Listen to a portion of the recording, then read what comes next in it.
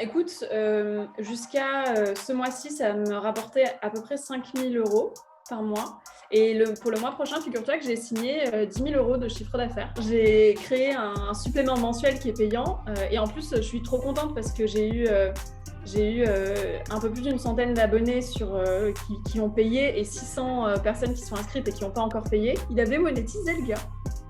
Donc, il a trouvé une boîte qui était intéressée et qui a payé pour apparaître dans sa newsletter. Donc, ouais, franchement, c'est faisable, quoi. Soit tu fais de la sponsor pure, tu vois, genre juste un bandeau, et soit tu fais des articles sponsorisés. Aucun. C'est moi qui écris tout.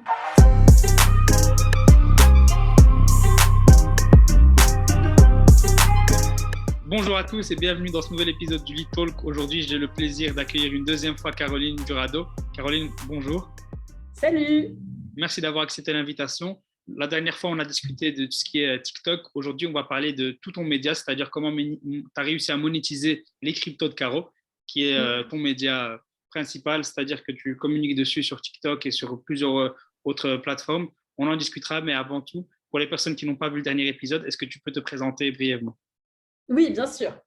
Caroline, donc je dirige deux business, dont un qui ne nous intéresse pas ici, qui est une école de vente pour startups qui s'appelle Closing Baby. Et je dirige aussi un média sur les cryptos qui s'appelle Les Cryptos de Caro, qui est pour l'instant une newsletter, une chaîne d'éducation sur TikTok, bientôt une chaîne YouTube. J'ai trop hâte. On a hâte aussi. Pour commencer, c'est quoi un média pour toi ? Parce qu'on entend souvent parler de ce terme-là, mais c'est souvent mal compris. J'avoue que moi, j'ai commencé au départ, je disais j'ai une chaîne TikTok, après je disais j'ai une newsletter, et puis en fait, j'étais là genre ouais, mais tout ça, c'est la même chose, c'est les cryptos de Caro. Quoi qu'il se passe, je communique sur ça et je vise à être sur un maximum de médias différents sous la même identité et pour parler des mêmes sujets. Et je dirais que c'est ça, du coup, le média Les Cryptos de Caro, c'est genre un... Tu vois, j'ai fait mon premier live crypto, c'est le média en fait. D'accord. Et quel canal pour l'instant tu utilises toi pour ton média ? Pour l'instant, j'utilise la newsletter. Il y a des conférences, donc c'est Zoom, quoi. Et TikTok. Et prochaine étape, c'est YouTube. D'accord. LinkedIn, tu ne l'utilises pas pour les cryptos de Caro ? Non, j'en parle. En fait, je parle un peu de l'envers du décor, de comment j'ai fait mon acquisition, comment ça se passe, etc. Mais je ne parle jamais de crypto en tant que tel. D'accord. Et j'aimerais savoir si tu peux nous Et donner… aussi Instagram. C'est vrai que C'est récent, du coup, j'avais oublié. Mais je communique aussi sur Instagram. c'est vrai que j'avais zappé aussi. Parfait. Donc, on voit que tu es un peu partout. Est-ce que tu peux nous donner justement pour un ordre d'idée par rapport aux revenus que génère ce média pour l'instant ? Écoute, jusqu'à ce mois-ci, ça me rapportait à peu près 5 000 euros par mois. Et pour le mois prochain, figure-toi que j'ai signé 10 000 euros de chiffre d'affaires sur le média. Ça fait plaisir. J'aimerais savoir, est-ce qu'on monétise sur un média ou est-ce qu'on l'envoie ailleurs et on essaie de convertir ailleurs ? Moi, en l'occurrence, je monétise sur mon média. Enfin, en tout cas, j'ai des collaborations avec des marques pour soit subventionner ma newsletter ou faire des articles. On s'est toujours indiqué quand c'est le cas, ou faire des vidéos sur TikTok, c'est pareil. Enfin voilà, c'est plutôt des… Ah si, j'ai aussi une partie payante de ma newsletter. Ça aussi, c'est récent, j'avais oublié. D'accord. Et justement, cette partie payante, c'est un contenu plus exclusif ou quelle est la différence avec la partie gratuite ?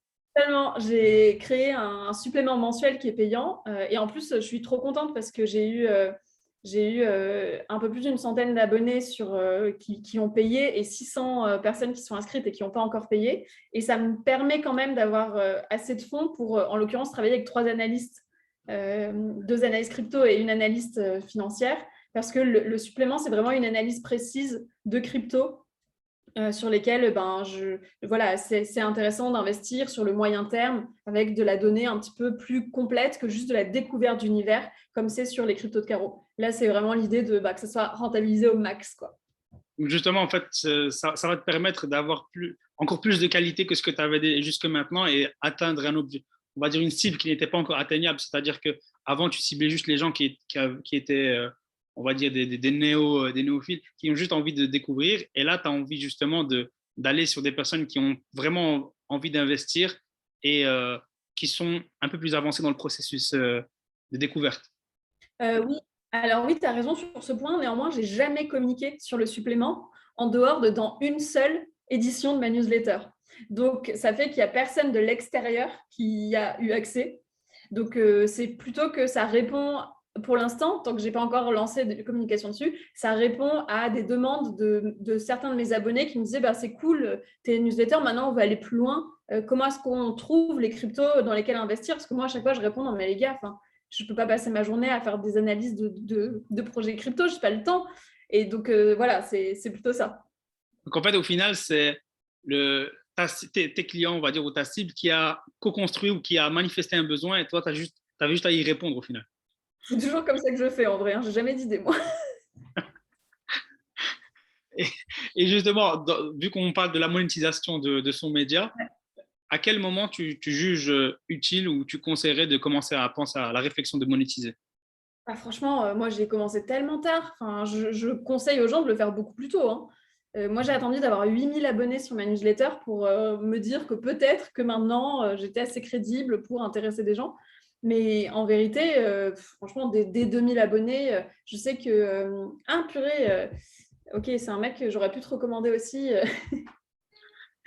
Il y a... putain, c'est quoi son nom? Bon, j'ai oublié son nom du coup, alors je ne pourrais pas te le recommander. Mais il est hyper fort. En plus, il a écrit un bouquin qui s'appelle Dream Team. Ludovic Giraudon. Mec est génial. Il a écrit un bouquin. Et bah lui, figure-toi qu'il a réussi à avoir une newsletter à 2000 abonnés, je crois. Enfin là, il a plus, mais je crois qu'à partir de 2000 abonnés, déjà, il avait monétisé le gars. Donc, il a trouvé une boîte qui était intéressée et qui a payé pour apparaître dans sa newsletter. Donc, ouais, franchement, c'est faisable, quoi. D'accord, donc on va se fixer l'objectif de 2000 abonnés sur la newsletter. Pour les possibilités de monétiser, c'est-à-dire qu'il y a plusieurs manières de monétiser. Quelles sont les manières? Et après, naturellement, je te demanderai lesquelles tu as choisi. Alors, pour moi, il y en a trois. Enfin, il y en a trois que je vois. Soit tu fais payer tes abonnés, soit tu fais de la sponsor pure, tu vois, genre juste un bandeau, soit tu fais des articles sponsorisés. Donc, je vois vraiment ces trois trucs. Moi, je fais les trois en l'occurrence, parce que je fais payer mes abonnés sur le supplément payant, mais du coup, il n'y a rien d'autre que... Enfin, il n'y a aucune sponsor, aucun article, etc. Dans ma newsletter en classique, j'ai un partenaire qui sponsorise la newsletter, dont la bannière est tout le temps là. Et du coup, je commence à faire des articles aussi qui sont en partenariat avec des entreprises qui ont des projets qui m'intéressent. Et donc, dans ce cas-là, c'est article en partenariat avec telle boîte et c'est un article. Et justement, cette partie-là, parce que j'ai discuté avec plusieurs personnes, mais il y a toujours cette partie où tu te dis, est-ce que je prends le projet qui m'intéresse, le sponsor qui m'intéresse vraiment au projet avec moi, ou est-ce que je prends justement le plus offrant? Toi, ta stratégie, c'est laquelle? Dans mon cas, franchement, je n'ai même pas besoin de me poser la question parce que la vérité, c'est que je suis sur un segment sur lequel il y a énormément, énormément de sponsors et qui ont tous beaucoup d'argent. Donc, c'est jamais une question d'argent. Ils me proposent tous de l'argent facilement. Enfin, tu vois, c'est du délire. En vérité, j'ai jamais eu à rien négocier. Et donc, je dégage tous les projets que je trouve chelous ou qui me plaisent ou tout simplement qui ne m'intéressent pas, en fait. Et du coup, je me concentre sur ceux que j'estime être à valeur ajoutée pour ma communauté. Et Voilà. justement, donc toi, le choix de tes sponsors se passe uniquement, on va dire, par le regard de tes abonnés, c'est-à-dire quelle valeur tu leur apportes. C'est ça qui est principal pour toi. Oui, mais c'est ça, parce que j'ai la chance d'être dans une condition. Tu vois, je ne sais pas si je pourrais me payer ce luxe si j'étais dans un domaine où, en fait, il n'y a pas d'argent et il n'y a pas de sponsor, quoi. D'accord. Et on va dire, quelle limite tu mets parce que voilà, tu deviens vraiment un panneau publicitaire quand tu fais des articles en commun, mais est-ce que j'ai envie de savoir quel niveau d'influence tu leur laisses en fait sur ton contenu? Aucun. C'est moi qui écris tout. La bosse. Non, non, mais c'est non négociable. Vraiment, en plus, ma ligne édito, elle est quand même particulière, hein, donc, si jamais c'est quelqu'un d'autre que moi qui écrit ou que le truc est revu, en fait, ça ne peut pas marcher, quoi. C'est pour ça que je t'ai posé cette question parce qu'en tant que consommateur aussi de ta newsletter, je me dis, il faut vraiment un effort à la personne pour pouvoir écrire comme Caroline. C'est Mm. as une plume qui est vraiment particulière, qui est plaisante. Et je pense que beaucoup de personnes continuent à lire grâce à ça. C'est un don que tu as travaillé. Franchement, il est vraiment bien. Mais de l'autre côté, je me dis, ça devrait être risqué si tu les laisses. Donc, en fait, finalement, tu discutes avec eux uniquement des idées et la rédaction te revient à 100%. Ah oui, exactement. Genre là, je vais faire une collab avec mon petit placement. Ça tombe trop bien parce que justement, moi, je cherchais à avoir une assurance vie parce que ben, j'ai pas finalement un panier qui est assez diversifié. Et bref, j'étais en train de chercher ça et ils m'ont contacté à ce moment-là. Du coup, je leur ai dit, ben, moi, ça m'intéresse. Si jamais on peut traiter le dossier sous l'angle de, OK, ça sert à quoi une assurance vie? Et moi, je vais faire l'expérience de créer mon compte chez vous et je vais expliquer comment ça se passe. Ça, c'est un truc que je trouve utile et pertinent pour ma communauté. Et ça ne serait pas autrement. Enfin, j'envisage pas autre chose, tu vois.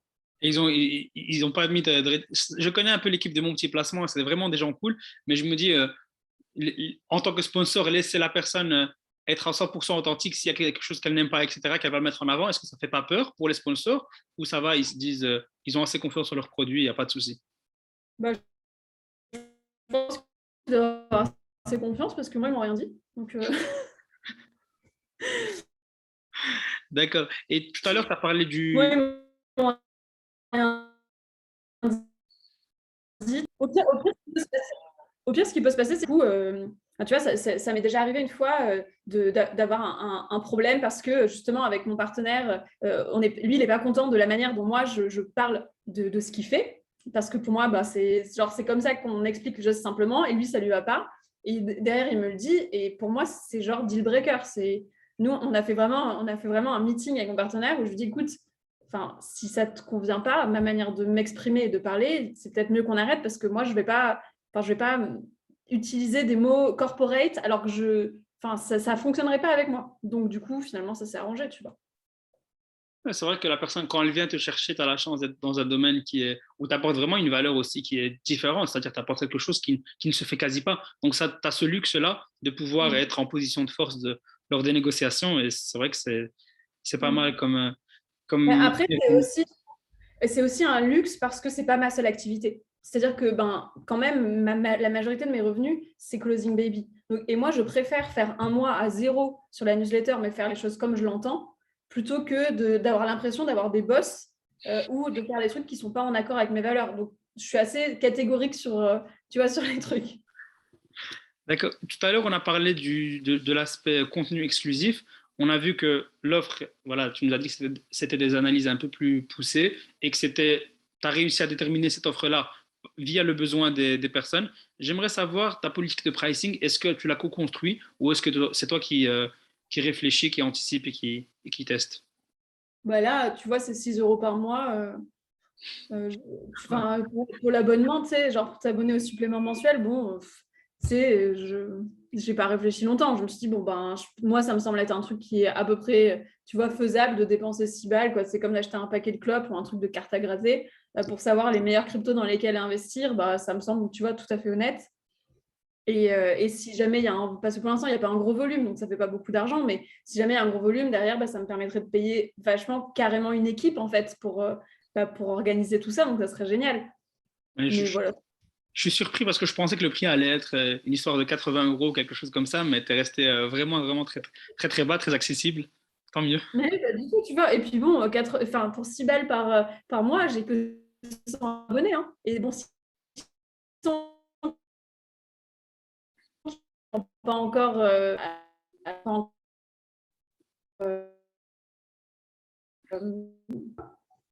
bon.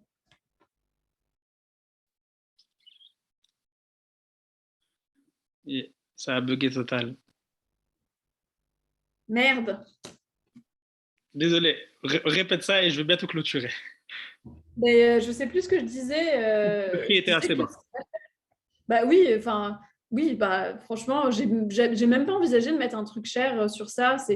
À la base, c'est une newsletter qui est gratuite. Si j'ai mis un prix sur ce truc-là, c'est parce que je vais être obligée de m'associer à des gens pour le faire. Je vais pas pouvoir le faire moi-même. Et déjà, franchement, il y en a plein qui étaient hyper choqués que je propose un truc payant, mais genre vraiment, il y en a qui étaient ouais, choqués, quoi. Et donc, je l'ai expliqué. Je dis, bah en fait, c'est pour payer ça et ça que je fais les de carreau gratuitement toutes les semaines pour toujours. Donc, pas la peine de t'énerver. Tu vois, mais il y en a certains quand même qui ont été choqués alors que c'est 6 euros. Hein. Ouais, c'est rien du tout au final. Donc, je me dis, c'est vrai que pour quelque chose de cette qualité, ça vaut vraiment la peine. Pour la question du futur, c'est-à-dire que tu vas te lancer sur YouTube, est-ce que tu vois d'autres manières, justement, d'autres moyens de monétiser ton média pour le futur, ou voilà, les 3 moyens que tu as donnés, c'est les seuls que tu vois? Bah, je vois vraiment que ça. Hein. Franchement, je me dis juste que si j'ai des supports plus importants, genre sur YouTube, ça permet aussi d'avoir d'autres types de partenaires. Mais bon, c'est tout ce à quoi je pense pour l'instant. Tu vois, j'envisage pas de faire de formation payante ou de trucs comme ça. Pour l'instant, c'est pas trop mon délire. Ça me plaît bien, moi, l'information gratuite comme ça. J'aime bien ce modèle. Mais bon, après, je sais pas de quoi l'avenir est fait. Hein. Ben, on te suivra. Pour conclure cette interview, est-ce que tu pourrais nous donner les erreurs à éviter pour une personne qui compte justement monétiser son média? Alors, je pense que c'est une erreur de le faire dans l'optique de monétiser. Parce que je suis quasiment sûre que ça marche pas dans ce genre de cas. Et ensuite, je ne sais pas trop quoi dire d'autre. Ah si, c'est une erreur, je pense, d'afficher un prix sans avoir parlé, enfin en tout cas de parler d'un prix sans avoir parlé avec d'autres producteurs de contenu, de savoir combien est-ce qu'on peut faire payer, etc., à peu près dans son domaine. Parce que on se rend compte que c'est vraiment...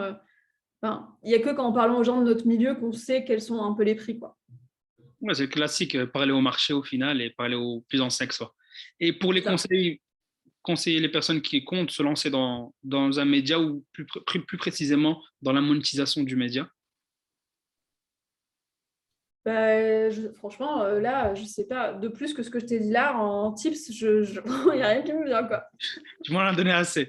Parfait. Merci beaucoup, Caroline, pour toute la valeur que tu nous as apportée. Plein de tips, plein d'idées. C'était vraiment marrant. Tu as bien vu. Je pense que c'est l'interview où j'ai rigolé le plus. Donc, merci beaucoup. J'aimerais juste conclure en te demandant 3 personnes que tu me conseillerais d'interviewer pour cet épisode. Grave. Je te conseille d'interviewer Camille Denoy, Fleur Enel, c'est comme ça qu'on dit, et Ulysse Lubin. D'accord. En plus de Ludovic dont tu nous as parlé tout à l'heure. Ah, putain, Ludovic, il est génial. Parfait. Merci beaucoup, Caroline. Et je te dis à très bientôt. Merci pour la bonne humeur, le sourire. Tout était parfait. Merci beaucoup et à très, très bientôt. On te suivra sur tous tes médias. Ça marche. À plus. Ciao.